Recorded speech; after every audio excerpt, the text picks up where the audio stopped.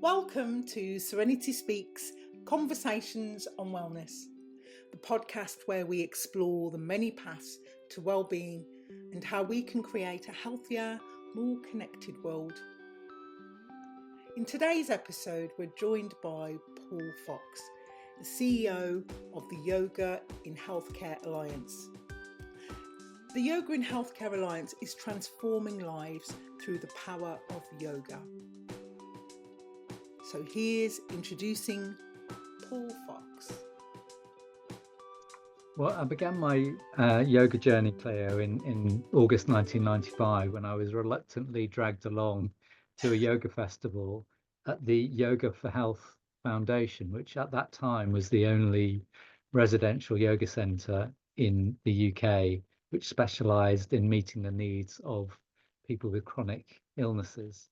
So it was particularly good, had a particular specialism in people with MS, people with ME, chronic fatigue syndrome, chronic rheumatoid arthritis, and they also did some yoga for people either with or recovering from cancer.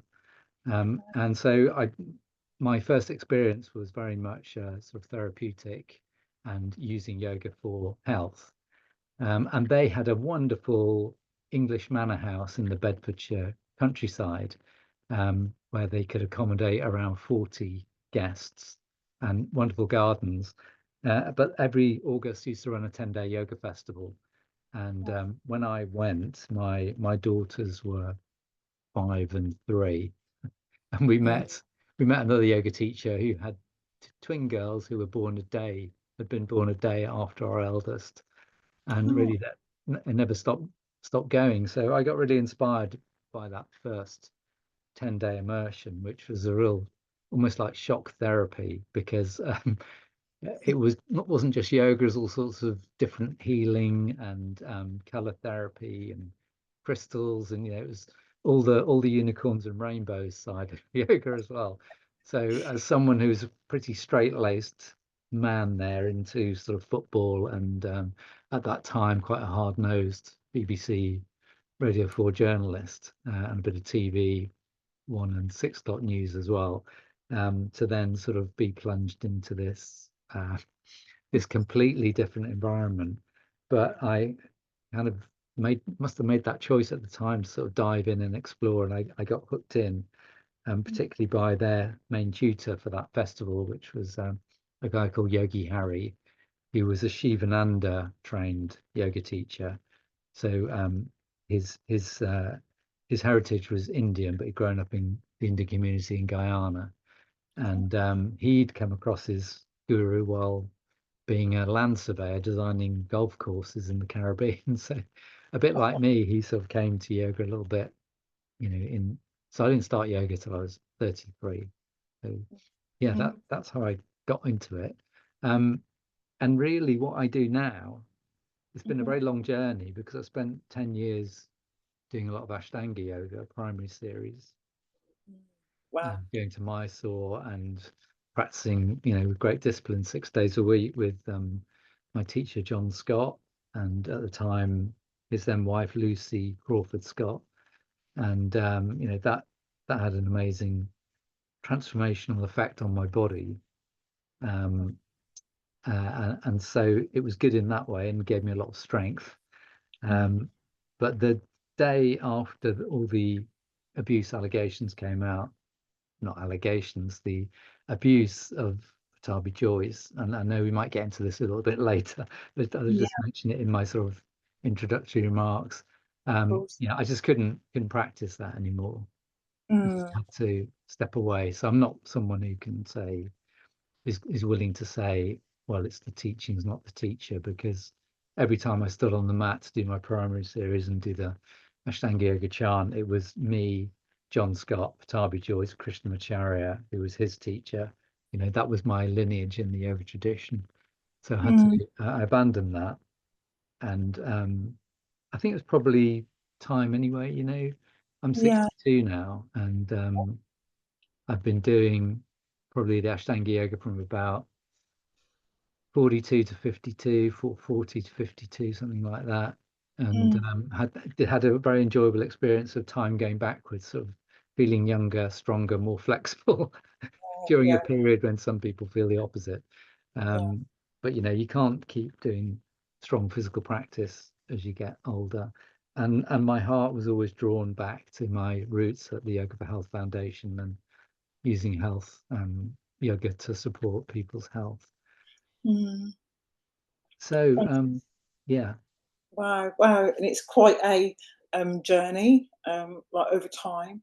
And something you mentioned there, it's something that's been on my mind because I feel like there are so many benefits to yoga. There are so many things and ways, and it doesn't matter if you're a child up to old age. 80-year-olds I know who are practicing and are strong in their practice. And then when you look at the media, it's almost as if there's always some little, it makes it look like a cult. People think you're a bit airy fairy, wishy washy, Yeah. and so for me, there's always been this part of me that wants to say, actually, uh, this is your benefit. It's for your benefit, and it's your journey and your path. But yeah, that's one of those things, I suppose, that just getting the real truth of yoga out in the Yeah, making it inclusive and yeah, accessible. And if you've sort of looked at my backstory, I've always been very keen on standards as well, and having well-trained yoga teachers with yoga teacher educators who are suitably qualified, yeah, and purely in terms of them having the skills and the knowledge to be really good yoga teachers, and to have that essential anatomy and physiology knowledge, and knowledge of how to safely adjust practice to meet the needs of the people in front of them. Whereas yeah, too many systems in the past, and probably still going on, are teaching kind of, this is our sequence and it's one size fits all, which we know never works. Over in Wales, there's a wonderful yoga teacher, Mary Madavi, and during lockdown, she supported a lot of people with disabilities with yoga, and mm, did such amazing work that she was given a Welsh Hero Award, and I believe her portrait hangs in the National Gallery of Wales as a result of that. And right, Mary has a saying, if you can breathe, you can do yoga. yeah, So that's it's that is the level of accessibility. So in my own teaching, whether it's for the Yoga in Healthcare Alliance or just my own community classes, I always welcome people of any physical ability. So mm, I will always offer chair and mat options as a teacher. It may be that I have a class and there's nobody there who needs to do it in a chair, or hasn't turned up in a wheelchair, and so mm, okay, that's fine. But if I feel, if I don't say that is how I teach chair and mat, everybody is welcome, then I'm already closing down a door. And I would never book a venue that wasn't accessible. I'd never book an upstairs venue with no lift, things like that. So inclusion, diversity standards, these are the things that I've tried to champion in my yoga life, particularly over the last 10 to 15 years. yeah, Um, I love that. I really do, because that was something for me. So I started practicing just because I saw a video um, in a discount basket, and I thought, oh, that looks interesting. And so I practiced for about a year, just doing the same video every few days.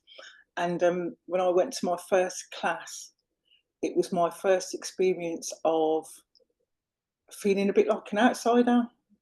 It was like, oh, I didn't expect to feel like that. It wasn't like going to the gym where people would be quite friendly and open and talkative. It felt really closed off.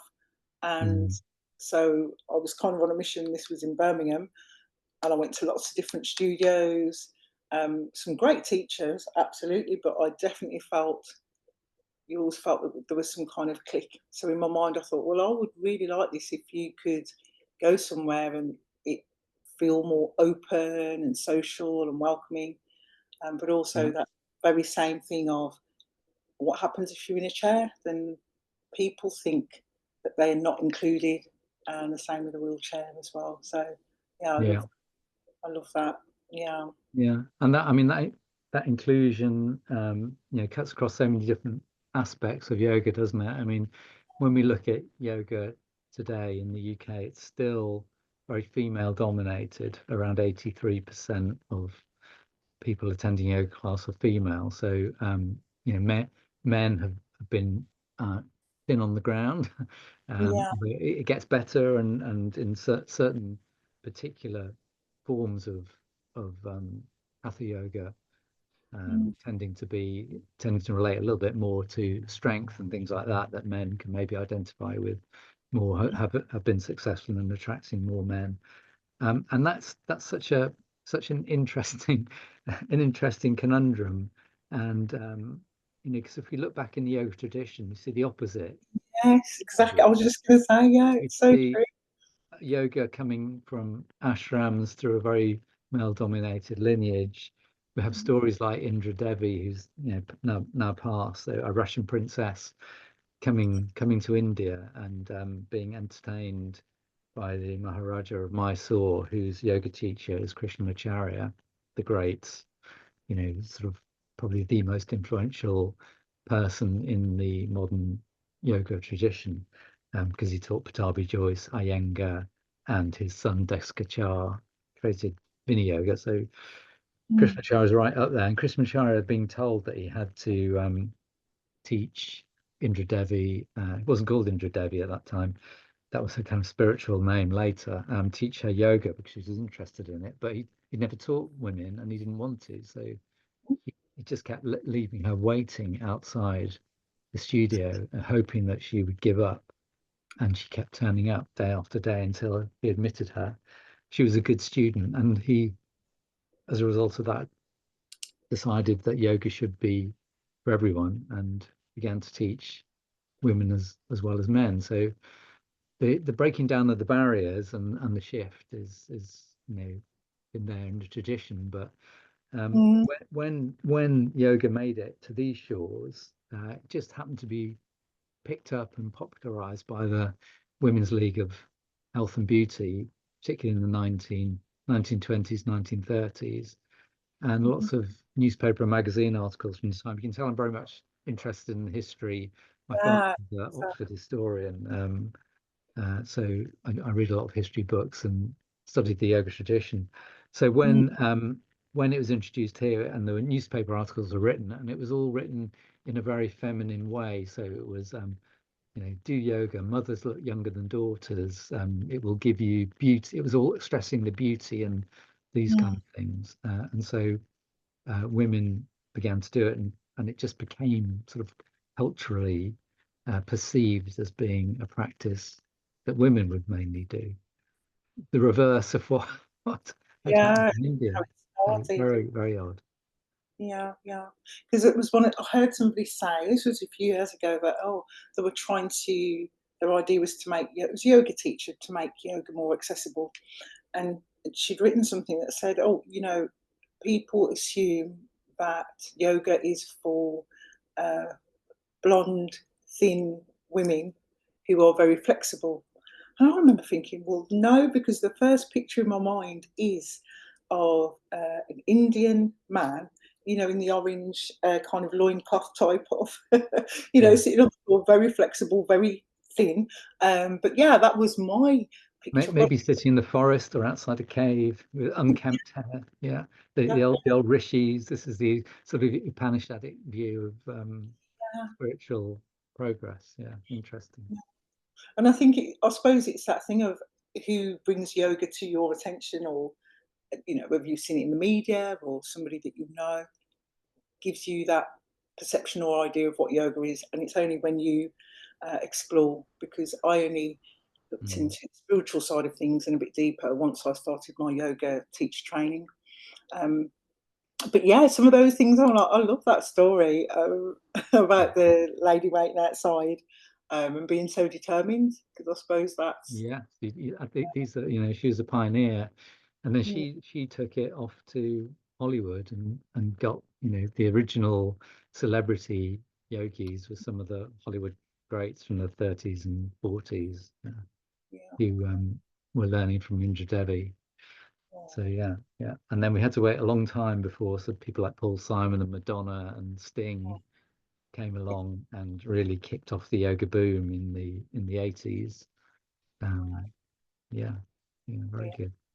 Yeah, it's Yeah, I fascinating. think just on that point, I mean, it's my mission to break down obstacles and barriers that prevent everybody benefiting from yoga. So when I was chair of the British Wheel of Yoga, I mean, I was, as having been in that organization for a long time, I was very aware that it was a mainly female, Mm. overwhelmingly white, and aging membership.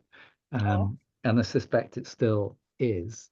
Mm. So when I became chair, I got those figures audited, and we were way down in terms of representing. If you think about, the least we should expect, if you're a yoga teacher, Mm. wherever you live will have a demographic profile that you can look up in census data, and you would know, what the kind of composition of the different communities and heritages are going on in your community. And then you could Yeah. look at the people who are coming to your class, and you could say, I'm representing my community or I'm not representing my community. And if you're not representing your community, you need to do something about that. And often that means thinking out of the box and taking positive action and steps and connecting with people who you currently have no Mm. dialogue with. So and this is a learning curve for me because I looked at that and we're way down on people from the Black community. We were Mm. way down from people from Asian community, including Indian, community, which is for a practice that has come from Yeah. India, it was doubly shocking. So, we started off, I pioneered a scheme where we provided £500 towards teach training, but yeah, I think we got two people to take that up. So I had to go outside the organization and find Dr. Stacey Graham, who's written the book Yoga Resistance, is a Mm. hugely, in my opinion, hugely important and influential woman in yoga. She's Mm. based in London, actually got a lot of got family in the States, so she's held US citizenship, maybe German as well. So she was doing some great work running retreats for Black women to help them find their voice and power in yoga. So I teamed up with her and another Black yoga teacher, Jazz Mullings Lambert, and we ran the first uh, women of color yoga teach training. And we did that, and we put around 20 people through that program over a couple of just over 2 years. But it worked. That was what Mm. we had to do, and we had to go and find them and connect with the communities and use the networks that Stacey and Jazz had and get people to apply. And it was really controversial at the time. I can imagine. We're talking about over 10 years ago, and people were saying to me things like, you know, maybe they don't want to do yoga because they're not interested in it. I said, no, it's yoga for everybody. Yeah. it, Yeah. it's our failure as an organization. It's got nothing to do with Mm. that. And so it proved. So yeah, that's really where all that interest in diversity and inclusion comes from. And that sort of links into the health as well, because I don't know about maybe you can share as well, Cleo, but when my classes before I was running the Yoga and Healthcare Alliance charity, my classes were pretty much populated by sort of, middle class type people who were aware of their health, quite active in doing things to promote their own health and well-being, and Mm. so I'm sort of in that gene pool of people who already got quite good self-care skills. Meanwhile, over here are the Yeah. marginalized, the people living in poor housing with chronic long-term health conditions, lifestyle Mm. related diseases, who have very low, what the NHS calls patient activation, low knowledge, confidence, and skills to manage their health, much less likely to think yoga would be relevant to their health. So you've got to have a different strategy to get them. And that's why, Yoga and Healthcare Alliance was established by Heather Mason, who runs the Minded Institute Yoga Therapy Training. And she got me on board right from the beginning. And now I run the charity. It's become a charity. I run that. We have a great board of directors, including Heather, and we set it up to do certain things to enable us to reach those patients Yeah. in the NHS who are ill and getting iller due to lifestyle choices, unhealthy behaviors, lack of support, lack of being reached by yoga and other things, and to connect with them and try and make a big difference to their lives. Yeah, no, absolutely. Because so what I was saying before, well, first of all, the yoga that I practiced when I did try to go out into the community was mainly in the city centre of Birmingham. So yeah, I would say predominantly white, predominantly middle class. I did feel a bit like an oddball, but I loved yoga, so I didn't care. I just carried on.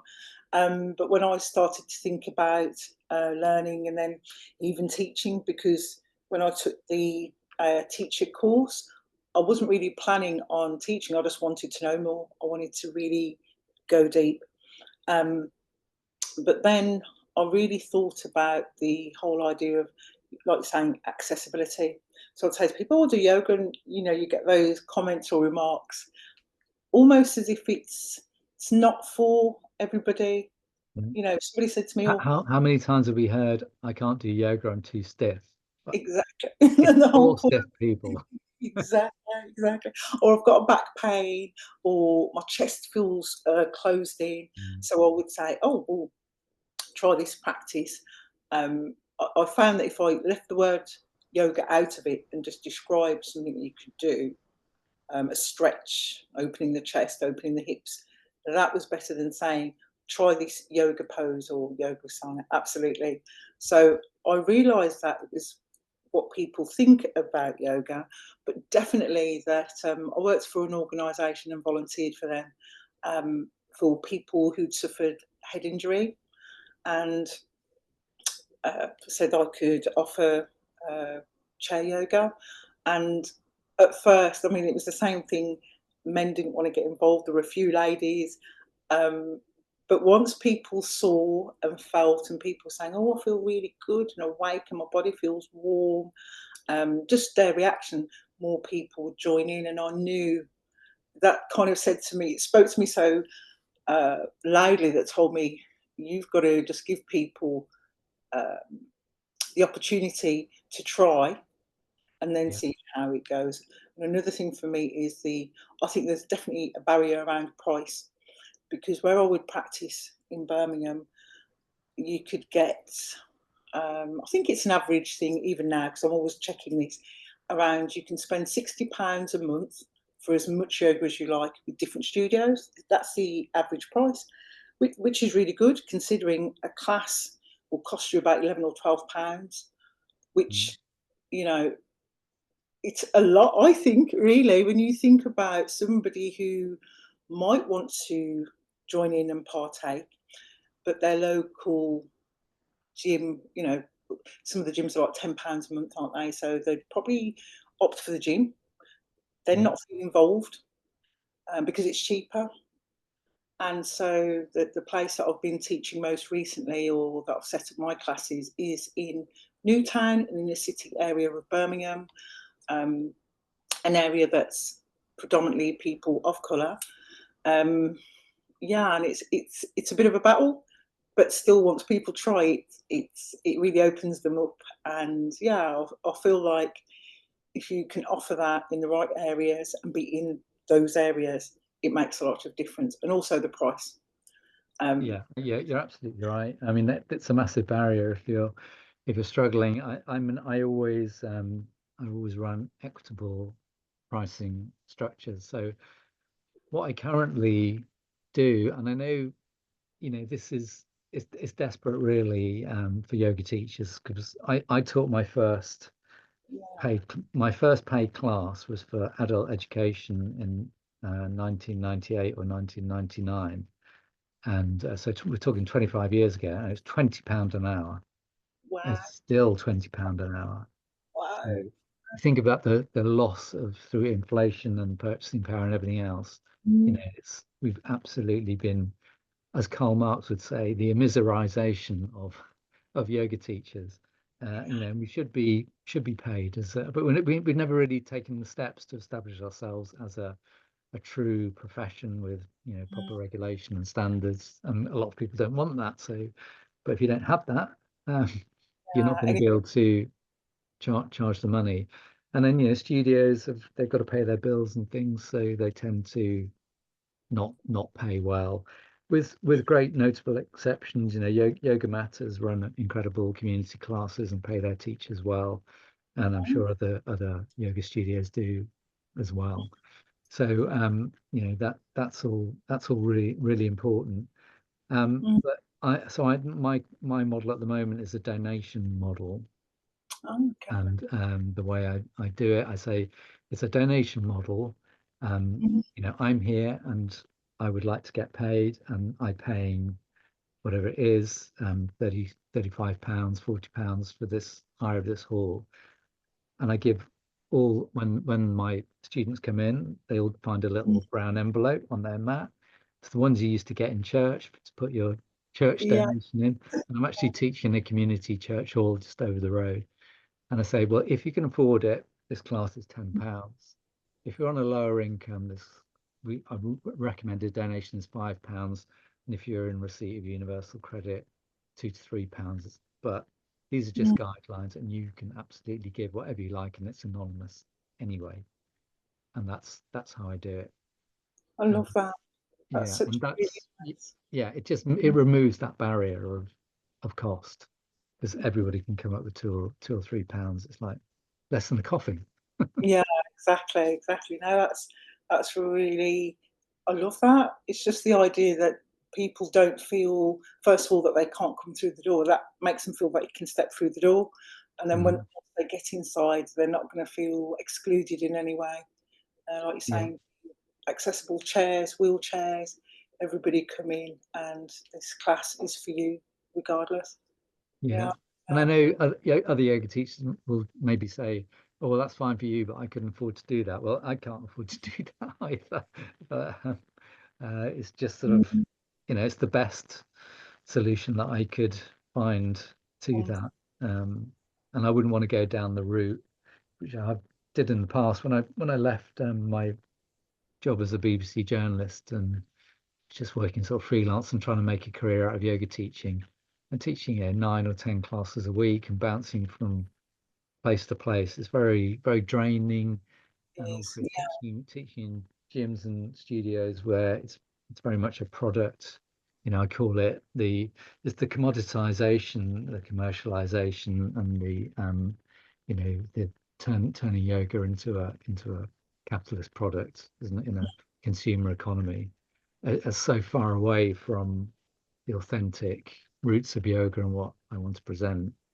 Yeah. And I don't want to be constrained by being told, got to do a vinyasa class. And by the way, there's going to be booming music coming through the walls from the step class next door. So yeah, yeah, no, I totally know what you're saying. Goodness me. So is that why is that what set you on the path for YIHA?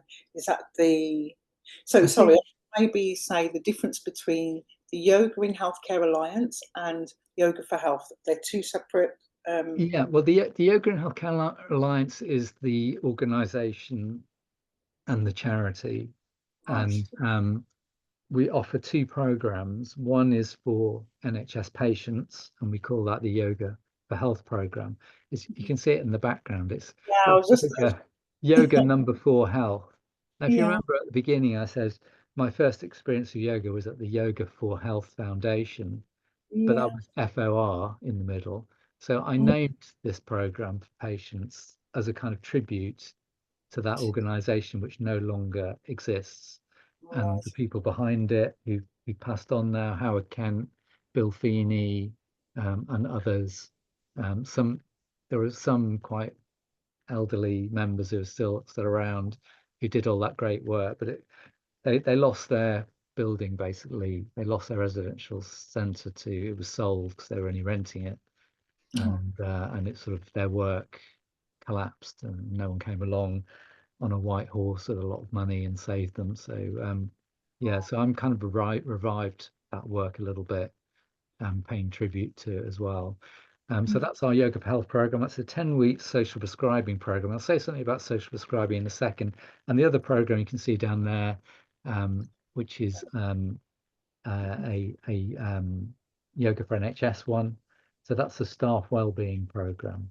So our idea is to support the NHS by providing yoga to the staff to help them manage stress, improve their relaxation skills, and improve their well-being, and to support them beyond that.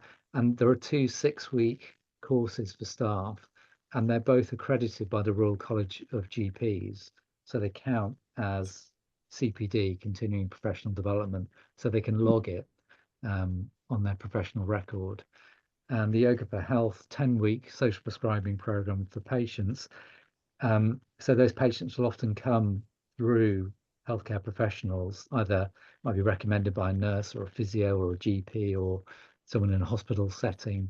So the more yoga we can provide to staff and get them, oh wow, this yoga is great, the more likely they'll recommend it to patients. The more patients do it, they'll tell the healthcare professionals that they've done it and they're feeling better. So in this way, we are having two goes from either end of the NHS really to spread it.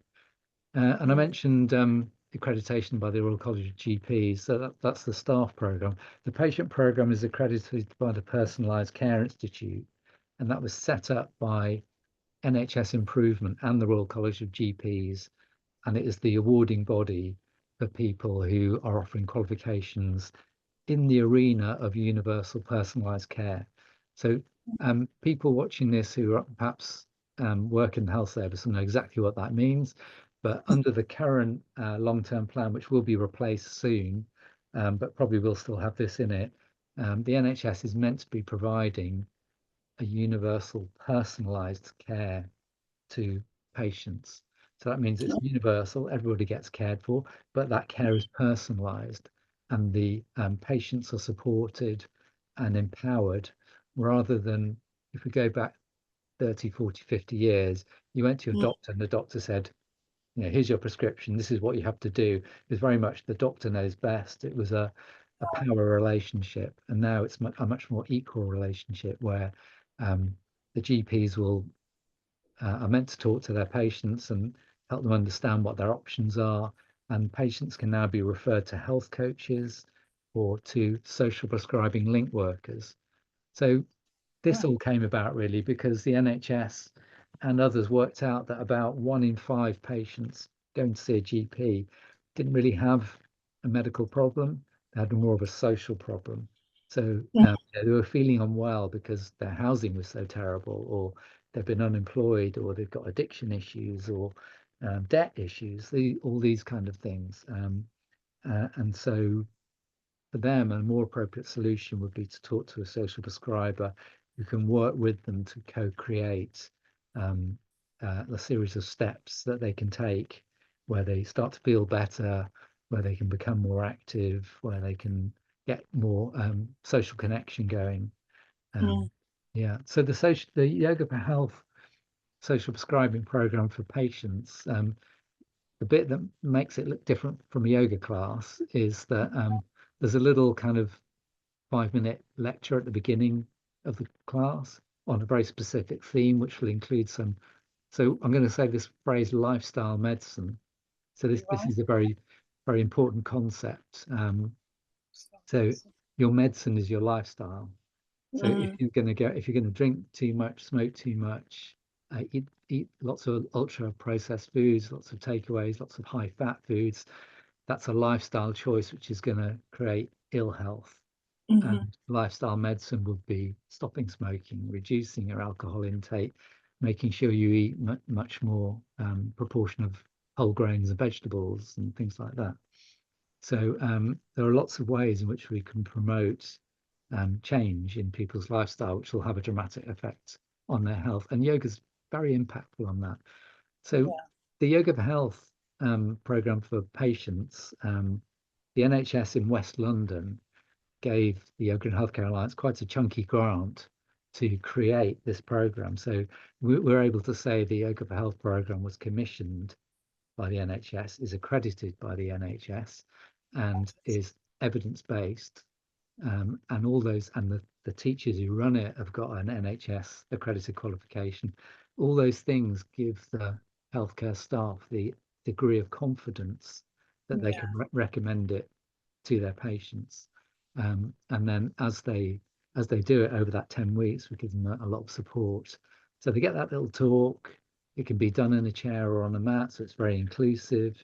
And really the main thing that everybody learns with us is the breathing practices. So we're not really that focused on the posture work anyway. So we actually Mm. have a standardized protocol. We do the same physical practices every week, so that they can build their familiarity with how they're meant to move their body. And then that enables them to have, oh, now I don't need to focus so much on where my hands and feet go. I can focus more on mindfulness and on the breath work. And that's going to have the lasting benefit for them. And right at the end, we leave 20 minutes where at the end of the class, they come out of their relaxation, they sit up, they're reminded to do home practice, so that's really important. And then they all share their experiences of the class in a group setting. And that really helps them to hear what others have experienced. It helps to build group bonds. It's really what makes the class social prescribing. Normally in a yoga class, don't you come out of relaxation, people go home in a slightly comatose state to such an extent that they often can't remember what they did in the class. And there isn't that strong social connection that we have.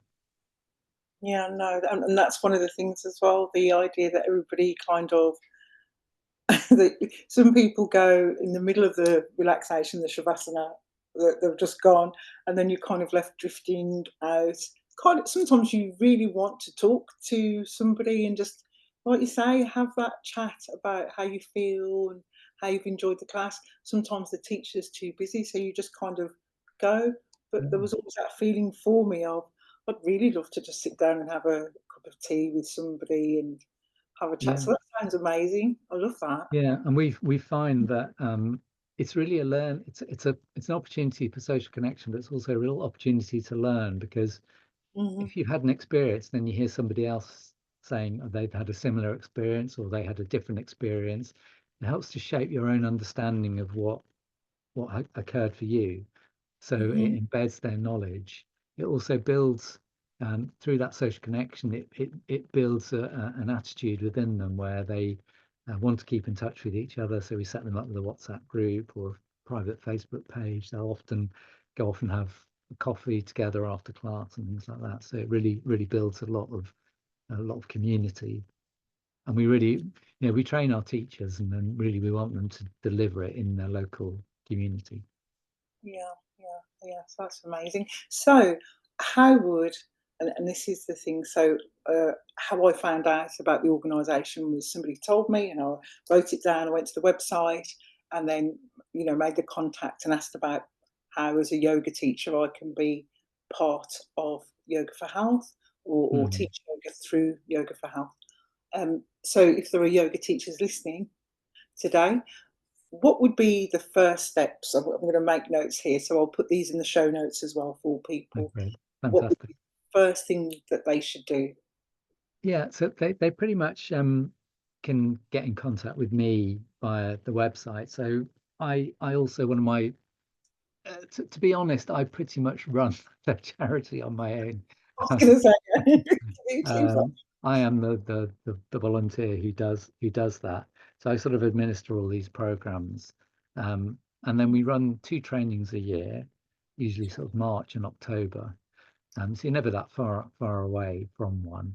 Um, what we're really looking for is a yoga teacher who is interested in our mission, and our mission is to integrate yoga into healthcare, is Mhm. interested in reaching um, people who might not normally come to a yoga class.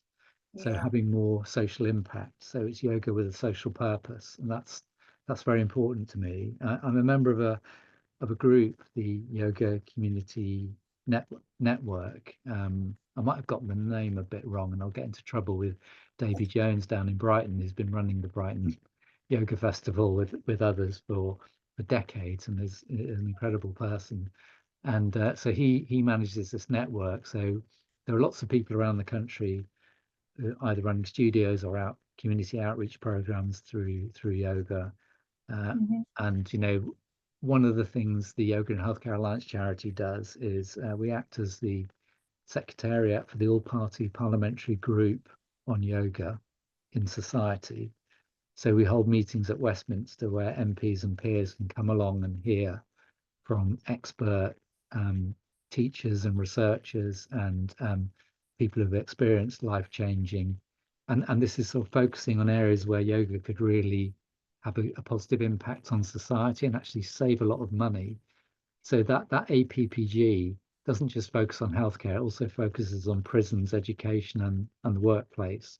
So for instance, the last couple of meetings, we had one involving the Prisons Phoenix Trust, PPT, and also Hmm. the Prisons Yoga Project, and academics in criminology talking about yoga's role in rehabilitation. That's very much in the news at the moment with all the prison overcrowding. And they brought along some people who had spent time inside and had found that the yoga had given them a lot of confidence and resources and techniques to manage their stress and anger and things like that. Yeah. And then one previous to that was about teen mental health, and all the things being done in schools, uh, also in primary schools, but this was primarily focusing on secondary schools. So, and then we've also had meetings where we focused on NHS patients and staff. So there's that going on. Mm. So people who want to, yoga teachers, we're looking for yoga teachers who've interested in that social purpose, have also kind of in their classes, that's what they've been doing. They're very Mm. willing to modify practice. They're not trying to drill people through a sequence, but they're more about meeting individual needs and adaptations. We're not super picky. When we first started, we used to say you need a 500-hour yoga qualification, but now we're a bit more flexible because there are lots of people out there who've done some fantastic continuing professional development. They might have started off with a 200-hour yoga qualification, and then they've done this and they've done that, and they've been teaching for 5 years, and they're working in the community.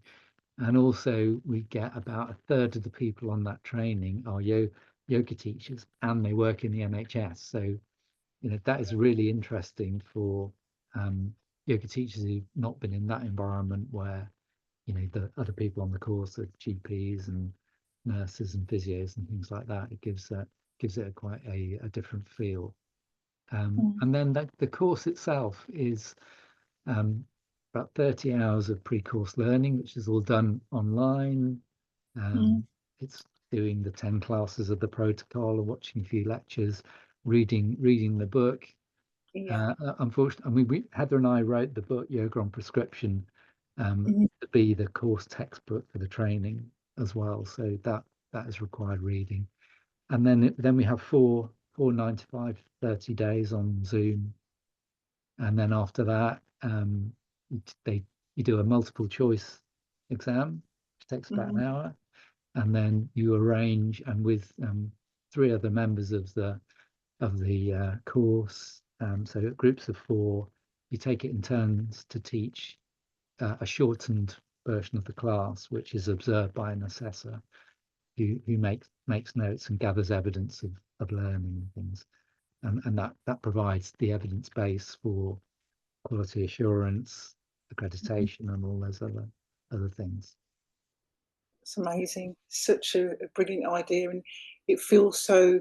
I suppose the reason why it is well thought out is because it is based on experience, like you say, and Yeah, what's actually going on, rather than having this idea of this is what it is in this box and this is what you do. It's actually about the people and how people benefit from it. It sounds. yeah. I'm really excited, so I'm definitely going to be doing It, that. It's incredible. I should say is I should always take every opportunity to say Mm, that's all the things. What the course isn't is you don't mm, do the course and then bowl up at your GP surgery and say, I've got this qualification, employ me as a yoga teacher. So the NHS does yeah, not have the funds to yeah, fund patients to do our course. yeah. That is an aspiration. I think it will come one day because the Westminster, that initial 300 patients who did the course, Mhm. when the West London Clinical Commissioning Group of the NHS gave us the money to create the programme, they also paid for Westminster University to study the 300 patients who we put through the programme over about 14 months. And they took baseline data. They took data from those patients at the end of 10 weeks and they followed them up 3 months later. And that is two published academic papers which provide a fantastic evidence base that our program works. One of Right. the surprising things in that Westminster study is that the NHS patients who came on our 10-week program, they had their waist measured at the beginning and the end, and they lost 14 centimeters off their waist. But we didn't talk about diet and lifestyle. So you know Yeah. how yoga just builds that awareness of your body, it sort of Mhm. pushes you towards health and mindfulness. And these obviously naturally led to changes in eating behavior.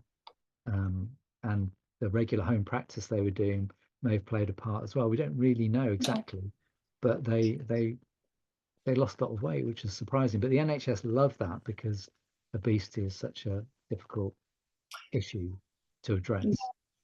Yeah, no, absolutely. And like you say, when people say, "Oh, well," I have had a lot of people say, "Does it help you to lose weight?" And the one thing I suppose I noticed right at the beginning when I started practicing is it does make you more aware of how much water you're drinking and the water that you gain from eating more vegetables and fruits and things, and Yeah, the fact that you do feel. One of the things I noticed that I'll never forget because it was such a eye opener. Nobody said it to me. I just felt it. That eating, I know things like your pizzas and your chips, there's no nutritional value in those foods, but going through a period, let's say of 3 or 4 days, where you're eating more vegetables and you're more conscious of what you're eating and the water that you're drinking, and then practicing yoga, it's almost like your body feels so much different. So you can tell it's just something you can do for yourself. You will know the difference of what you're eating, what's benefiting you, because you feel it when you're practicing yoga, and I suppose just in day to day life.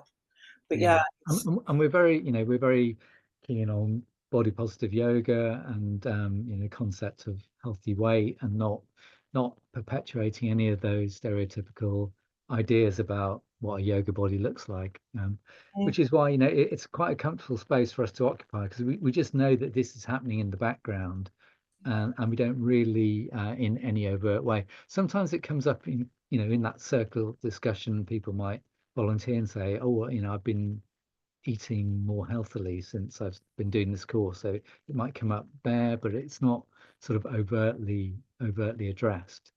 We just know that yoga is a powerful tool for health and well-being, and it works on so many different levels, yeah, including affecting your choices that you make in terms of diet.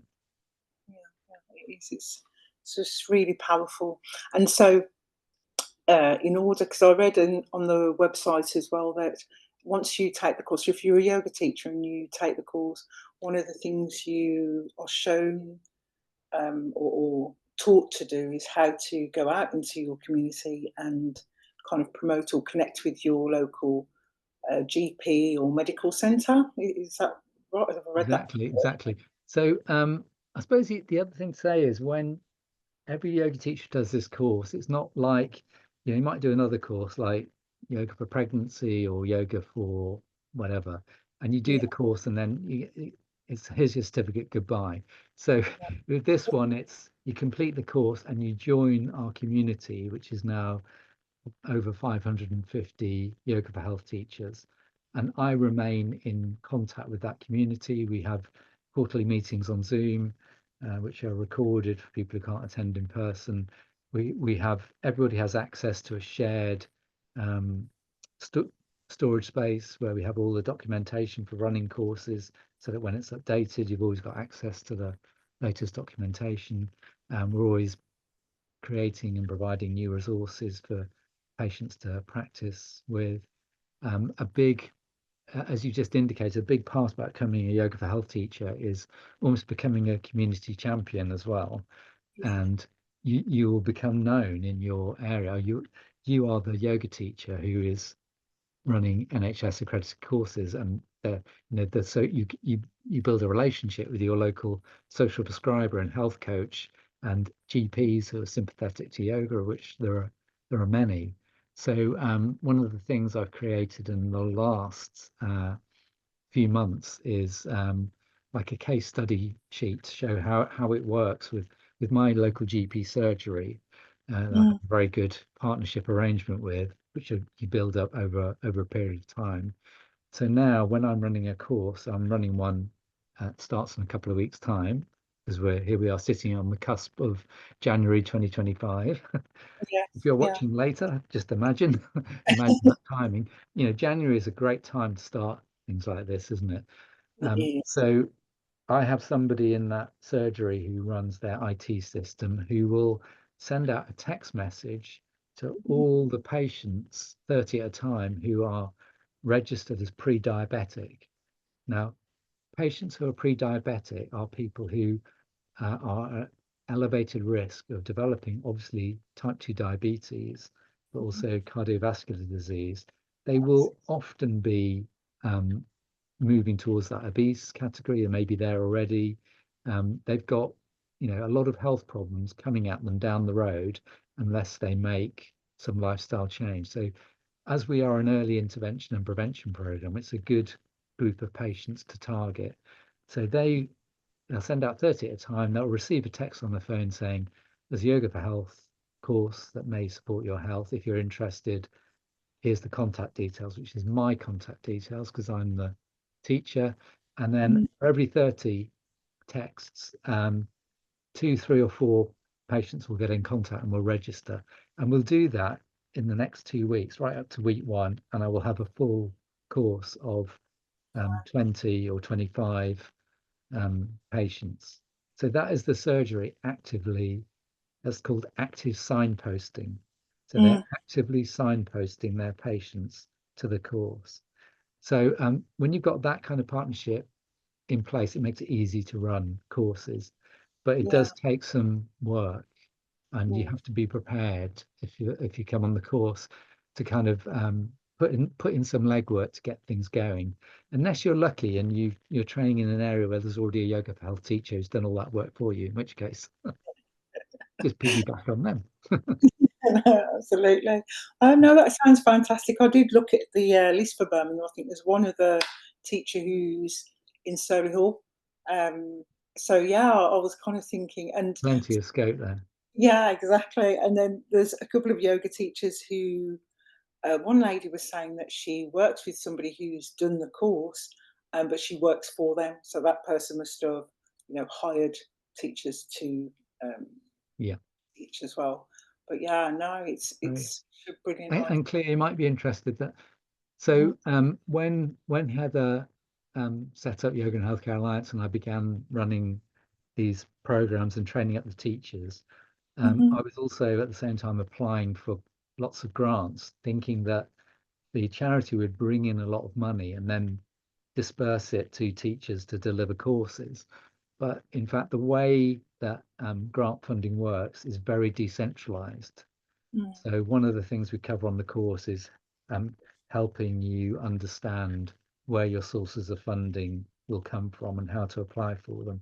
So you can always fall back on that donation model that I talked about earlier, but you might also, particularly if you're working in high priority areas, which tend to be areas of that are high on the deprivation index and things like that, where there's more funds available to apply for, because we can show that we'll have a meaningful impact on that.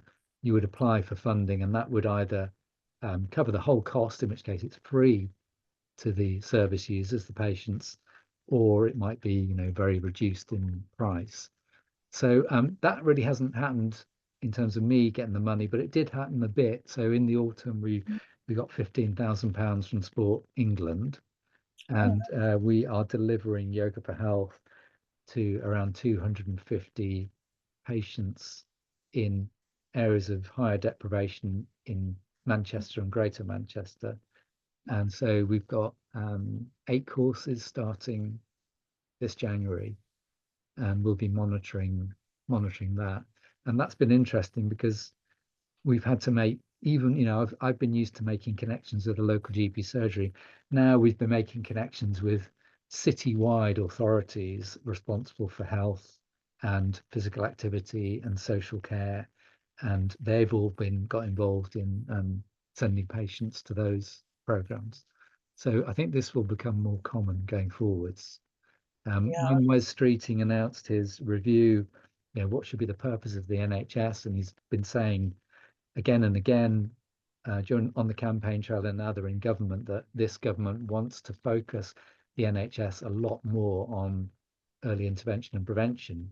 yeah, Because, it almost doesn't need saying, but if you've got an aging population like us, if you've got an obesity crisis, if you've got growing waiting lists in hospitals, what you've got is greater and greater demand for health services with a budget that is constrained, and that is a recipe just for overload and breakdown.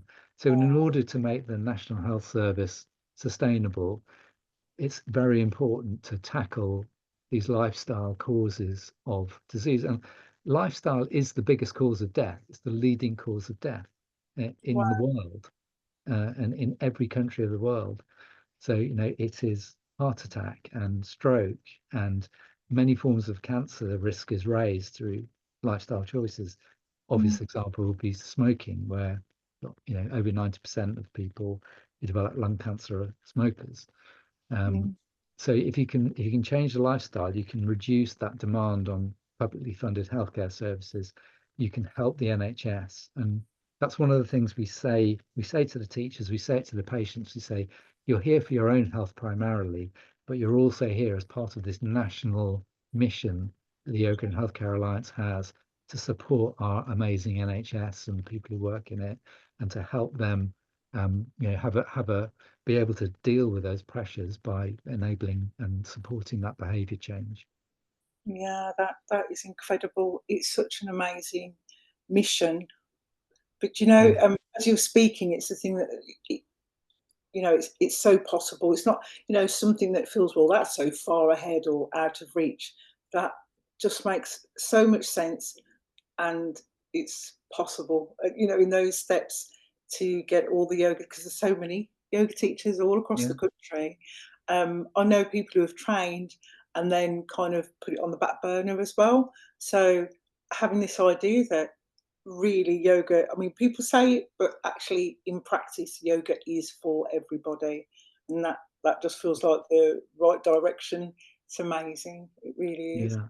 And Yeah. when we set out, we Heather initially we called meetings, and we because we didn't want to appear like we were trying to monopolize yoga and healthcare, because we knew there are many yoga teachers done incredible pioneering work. My own um, yoga teacher, Anne Weston, who trained me in Watford about back in 1995 to 99.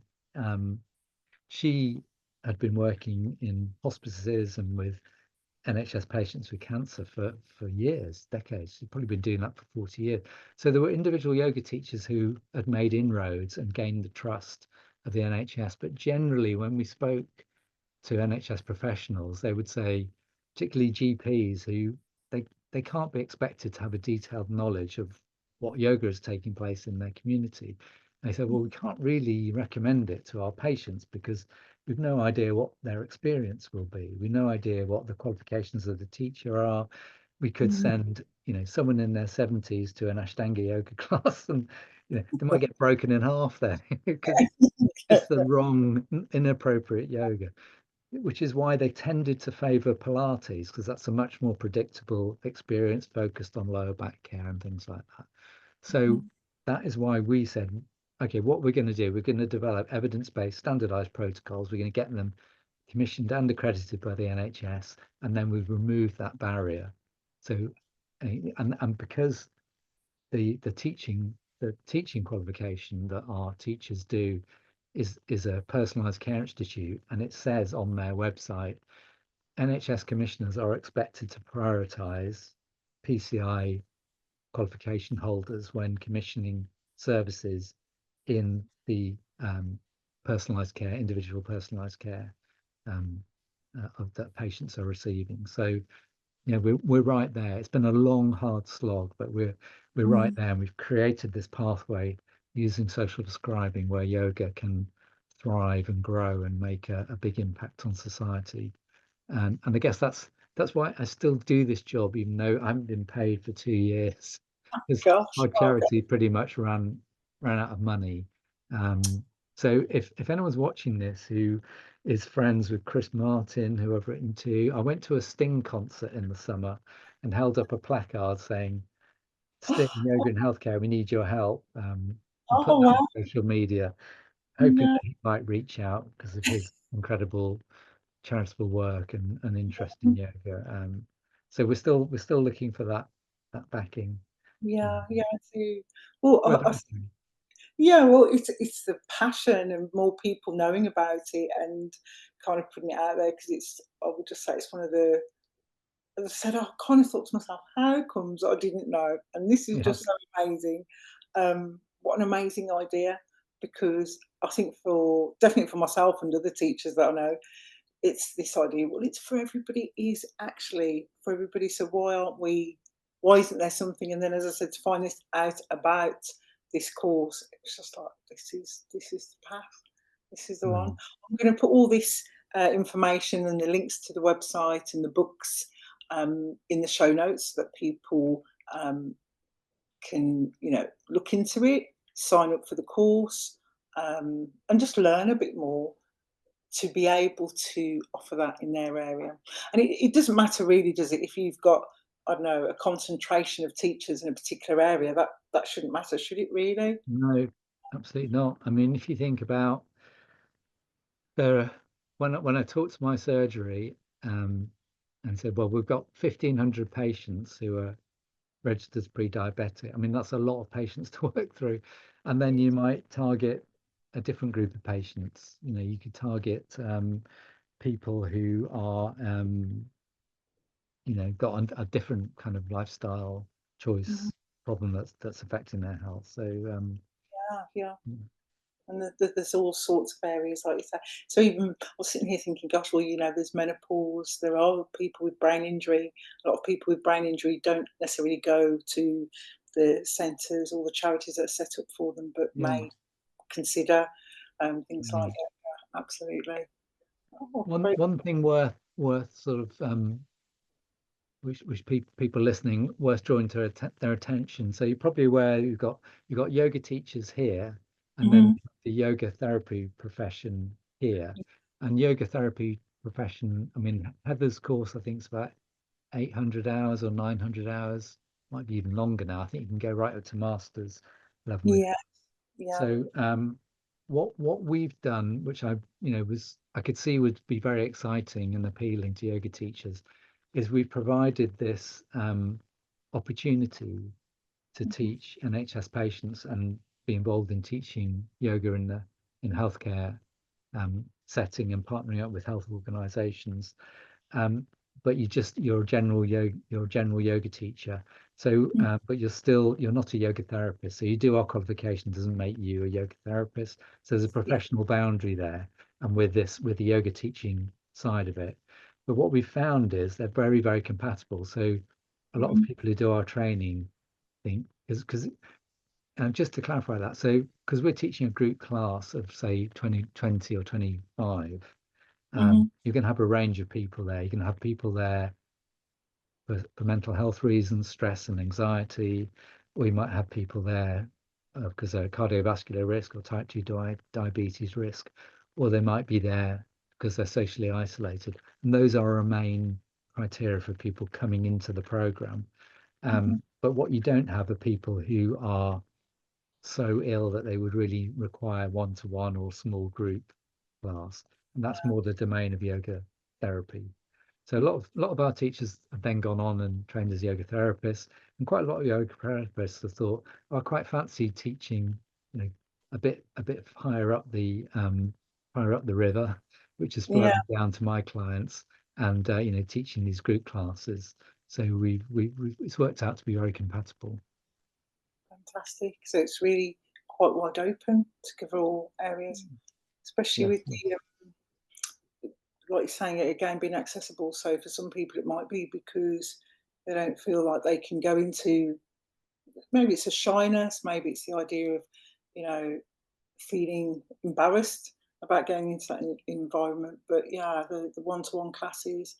So I've done a mm, few one-to-ones, and also especially around sleep, and sleep seems to be such a big area in the last few years. Oh, it feels to me, I don't know if that's the case, but since COVID or after COVID, that people are just accepting that 3, 4 hours of sleep a night is the norm. They actually think it's, mm, normal and it's okay, not realizing the impact on other areas in their life. But yeah, so it's like one area that I kind of draw people into yoga as well. But yeah, that sounds it sounds amazing. It really does, and I can't wait for this to go out and for people to see what people's reaction are, and hopefully, is there a maximum amount of spaces for March? Because that's the next one. Isn't yes, yeah. We tend to, I mean, we've run courses with as few as 16, 18. I mean, we always run the course. We'll run the course whatever, and then Mm. we cap it at 32, Oh, okay. but it's rarely that many. Oh, well, hopefully this March it will be 32. We'll have a waiting list.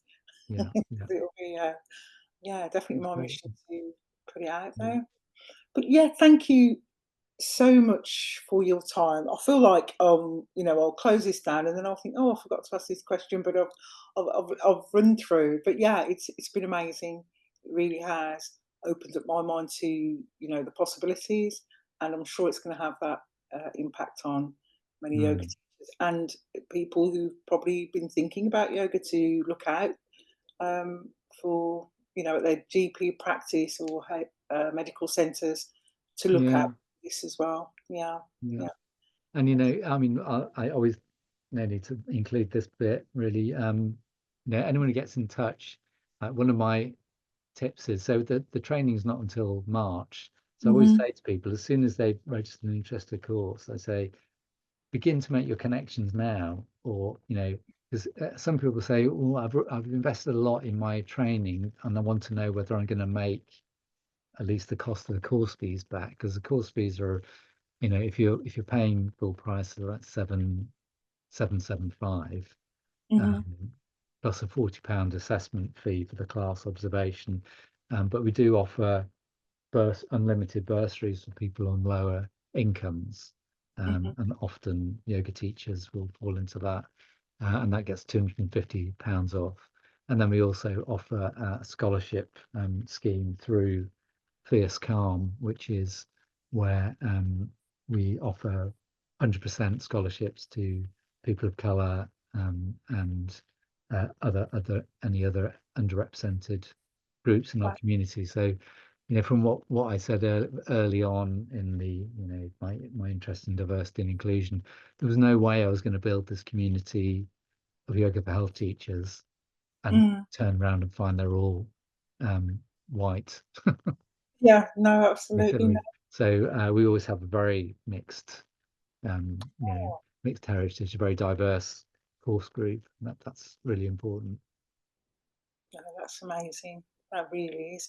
So, so if somebody was interested, and again, if they felt like the price was the barrier, they could still apply. Go to the website, Yeah. and email you. Yeah. Is First step is really still to me, and I'll send out a sort of pre-course information and sets out the fees, and then they can request the bursary form if they want to apply for that 250 off. Mhm, And then I mentioned the scholarship scheme. And then Lee Watson at Fierce Calm, he's an incredible guy. He's actually over in Ukraine at the moment, training yoga teachers to deal with the aftermath of conflicts, injuries, and things like that. And we've offered free places to his teachers based in Ukraine on this training as well, because he's taken our resources, our breathing videos, and the yoga of health protocol into that setting, and is using it there, which is really Amazing. good. Yeah. You should interview him sometime. He's an incredible person, but he has a very good Instagram following, so we do it through him. So he'll put something out, and but he puts something out, but I get the applications sent to me for the scholarship places. Right. So it all ends up back at me one way or another. Okay, so contact you for the applications for the scholarship and also for the bursary. Yeah, and for the sort of the bare bones, all the pre-course information really, which is that is a part of, is all comes from me via an email. So yeah. Perfect. So I'm going to put all that information, as I said, in the show notes for anybody who's watching, listening, wants some more information, and wants to get started in March. Probably Yes, yeah. October. And if you just pop, if you include that my email, the contact yogaforhealth@gmail.com one, that's the one to get all this information sent to them directly. Perfect. Thank you so much for your time today. I really appreciate it. You're welcome. Thank you so much for joining us on this enlightening episode of Serenity Speaks, Conversations on Wellness. And a huge thank you to Paul Fox for sharing his incredible journey and making yoga accessible to all, and for shedding light on the transformative social prescribing and how yoga can impact you, your family, your loved ones, and your community. If you'd like to learn more about Paul's work or get involved, check out the links in the show notes. Don't forget to subscribe to Serenity Speaks for more inspiring conversations on wellness. And if you enjoyed this episode, please share it with someone who might benefit from it and leave us a review. It helps us reach more listeners just like you. So until next time, take care of yourself and stay on your path to serenity. See you next week.